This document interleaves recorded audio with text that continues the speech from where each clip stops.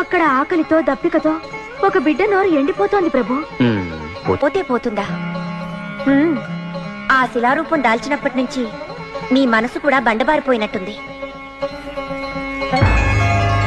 పద్మావతి, బిడ్డ ఆకలి తండ్రి కంటికి కనిపించదు.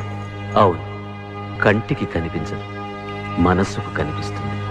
అందుకే ఆ బిడ్డ ఆకలి తీర్చడానికి ఆ తల్లి కథలు వెళ్ళేట్టు చేశాను.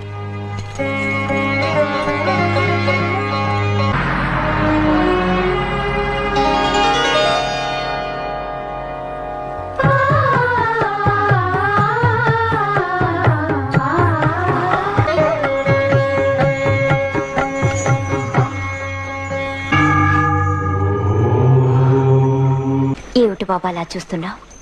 లేనాయనా, ఏమిటి అలా పడిపోయావు? ఆకలిగా ఉందా? ఆకలి ఆ కలియుగ ప్రత్యక్ష దైవమైన పద్మావతి మనోనాథుని దర్శించుకోవాలనే ఆకలి.